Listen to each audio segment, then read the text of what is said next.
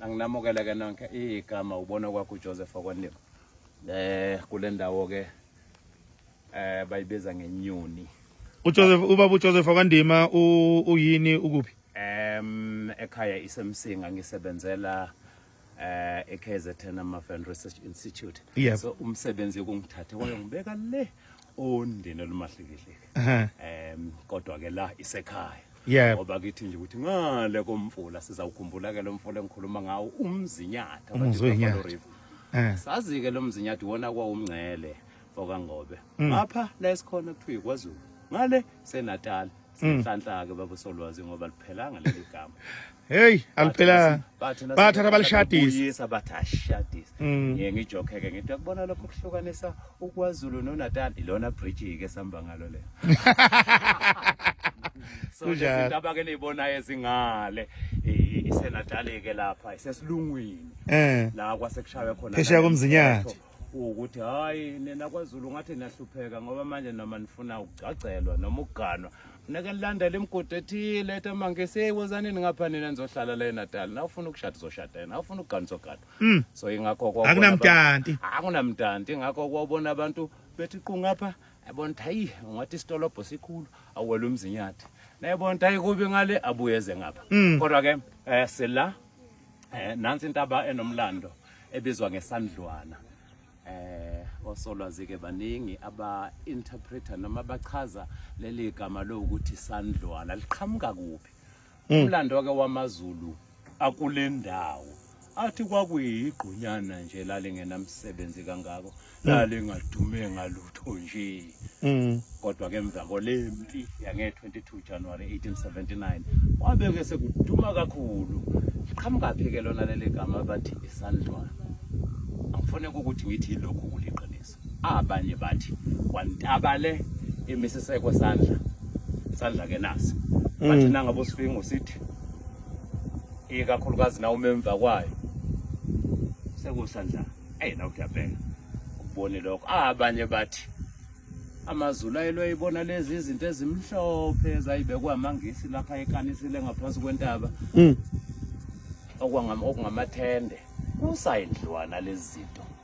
so ukuthi khona kuyikuphi koqhamukayo ke asazi umlando ke omunye usitshela ukuthi amangisi ke wona athi lentaba ifana naleli bhulu sisawukhumbula ukuthi lamangisi azokulwa la ngo1879 lawa eqhamuka eEgypt lawa aze afaka lesi Sphinx noma lokho sesikubona ebhokisini likaMantshisi emabhekeni oh yeah so bathi ke bona hey lentaba bese kwaleso Sphinx kodwa ke asidlule lapho sizawukhumbula ke emlandweni ukuthi isilo samaZulu ngalesi sikhathi isilo ucetshwayo umntwana kaMpande akangeneke embusweni odungekile basho njalo Solwazi obabontula bathudungekile lombuso nangabe ngena kucetshwayo uthe fika nje wayenikezwa iultimatum okwakufuneka ukuthi ahambisane nayo ngoba mangisi asefuna vele ukuthi alithathe lonke lomthani serepotele phesheya kuQueen indaba ke ezibhlungu ukuthi la mangisi amaZulu afundelwa khona okwakufuneka kwenze leso hlahla sesafa ifig tree lapho thukela ngathi kuthiwa sahamba nezikhukhula zika 1987 basho njalo abanye ke bathi sagawulwa ngabantu kodwa ke khona sikutshaliwe kunye siyathemba ukuthi naso leso sokukhula ngoba uyacabanga nje lento na uyithatha ibeka ngamehlo omqondo induna enkulu zimele isilo lapho ucetshwayo silalela ukuthi sibizelweni omnyamana kancangalele la batshelwa khona ukuthi 1 sena mzulo seyomana ashayela umthetho umuntu yalenga 2 akunampi esiyomani bekhona kwakuningi kwaze kwafanana kwafakwa nezingane kaNgobese uSihayo ukhumbula ke nalowo mlando lo ukuthi amakhosikazi kaSihayo akathi ukushona ngale phesheya komfula kwafakwa nakho le ndawo leyezwe lelela linombango kofuneka liphindiselwe ngalokho ke kwakucaca vele ukuthi isilo ucetshwayo wayengeke vele aze ahambisane nalokho manje sikayiselo kahle hle kwakuyindlela yokumhlokoloza indlela yokumhlokoloza kwasekucacile futhi awu mangisi kayiseqoqa bonke abantu ke ababezolwela bona bengabe abonke umuntu ngale ngaphesheya akhe nje ngaphesheya komzinyathi nothukela kwathi uzoqisha namangisi kufuneka sikusho more than half yeah wempi yamangisi ayelwela amangisi. KwakungaMaZulu ngapha. KwakungaMaZulu. Lamazulu esithi eqeqebane nelu10 babenikezwe isibhamu esodwa ngoba babengathembekile. Futhi begqoke njengamaZulu angapha. Umehloko nje ukuthi kwabenekwele libhanjanyana elibomvu njengaza amateka leyansizwa ukuthi ukuzubona. Ngoba sebegundiwe icoco. Ithi kenye insizwa uma ngabe kwakungahambike kahle kuleyo mpi wona lawo maZulu ayizoshona kwakulula nje ukuthatha indaba ubuyele ekhaya. Indaba ke kodwa ithi ngoba ke phela uyiqhawe nje noma uyi-warrior uqhamuke ebuthweni elithile nehlangu zakhona phela impo zawushonaphi ahamba phela ngoba amakhosi manje ihamba ihuba amaqoleka kuyacaca ukuthi baningi abafa ngendlela kuthiwa hey wendoda liphela khibutho siyeke leyo inkosi ke enkulu ngoba phela babemthatha uChelmsford ngale Natal njengenkosi ngoba kwakuyiCommander in Chief uyena okulalelwa yena wadecide again ukuthi yazi ukuthina amaZulu vede ngeke silwe nawo abantu abaphethe imkhonto iphuthe ekhuluke lokuqala kalenza ukuthi ahlukanise impi yakhe ayenza ibe ngamaqeqebana aze ebe u5 sikusho lokho solwazi ukuthi leli iqeqebana lamangisi esikhuluma ngabo noma lempi lele amile ilele number 3 leya lapha eSandlwana leya eSandlwana bakhona bale Pearson bakhona Danford le ngako Kranskop namba bona la bakhona bangale ko Vryheid bakho inhloso kwakuwukuthi bazothi nabe balikakizo zokubaleka uze beyophelelwa esigodlweni sasondini siyekekeleyo ke awuya expire ke ultimatum babenikezwe insuku ezu11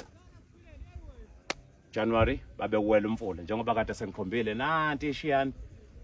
bathena ngabe bewela umfula baqhamuka kulezi yakhala lezi baqhamuka kulezi yantaba thena sebeluwela ke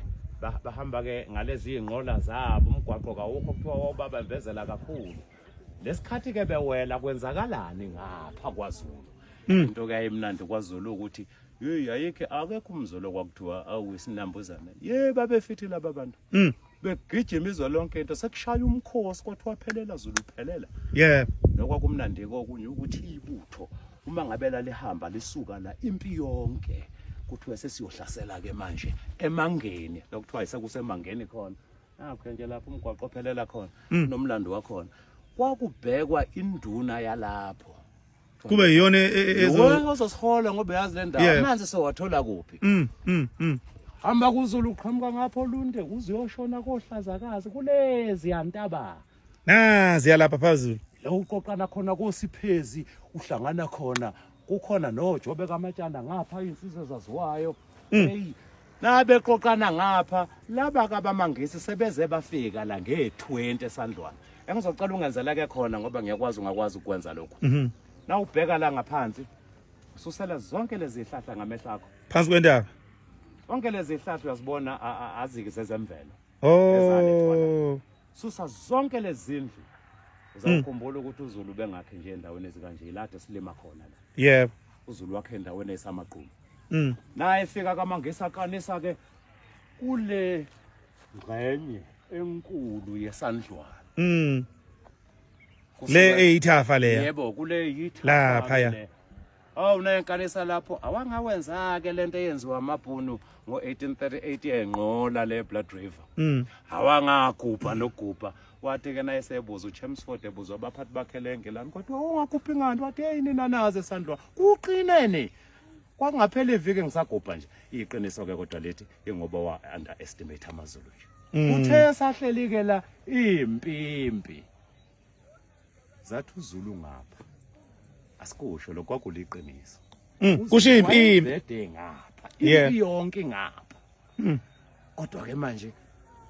kofuneka ukuthi uZulu ahlasele according to ama instruction azonikezwa wona yingakho uZulu ahamba ubusuku bonke kusukela eSiphezi wahamba waze wayoshona endaweni ongathi na uyibona ngapha nawe umana uthi wow ebizwa ngengwebeni ngiyazi engwebeni likhona ke kuwaco Zulu ngoba uzonikezwa imithetho ukuthi siyahlasela ngalesi sikhathi abazohamba phambili laba abazokaka hilaba yi-22 Chelmsford usezwile ukuthi uZulu ngapha ekuseni entatata Chelmsford wathi yazi ukuthini ufuna ukudela nalawo maZulu waphuma ekuseni ngovivi bathi kwaku-3:30 uthatha about 60% wempi yakhe uyoshona la kuthi uZulu khona kanti uZulu sengapha kuhlakanipha-ke lokho Ayi, suka. ngiyakhumbula ekuqaleni ngithi hey uma ngabe impi kaZulu ihamba kufuneka umuntu oyaziyo Indawo, waleyo ndawo basizwa yikho-ke lokho ngoba abanye abazi mama lamabutho amanye ahola phambili uTems Chelmsford engale kwafika le ndoda eyayinalesi sandla esasithe ukhubazeka ababebiza ngoDanford angazi ukuthi amaZulu ayithandani leyo ndoda ngoba umlando cha uyatshengisa ukuthi uDanford wayethandiwe uhamba nabesuthu uDanford laba babedubula behamba namahashi naye efika la uthi muphi Chelmsford kuthi uhambele ubani phophethe la enkambeni kuthi uphuleni uthi hayi ngoba ngesina kunophuleni ngeke ngihlalela angihambi ukuphuma kwakhe uDanford nabesuthu eshona le kwawuyena akathi abanye abesuthu abazokwenza isiqiniseko sokuthi le ndawo iphephile yilabo besuthu abafika bavundulula impi kaZulu ngale bayithola ithe wathalala ngale khumbuleke ukuthi bagibela amahashi nayethi uZulu yakapeka kwaphunyuka bebaleka ngamahashi ukuthi uZulu asayesethi vumbu wafike wahlala la kule ndawo esikuyo ke manje nansi amabutho ke kuthiwa ikanise ngale awuboni ke nasi isikhala sawo mayisehlasela esandlwane Nduna uyibeke yacaca la uyibeke khona asibambeke ukuze sokuqhubeka nosolwazi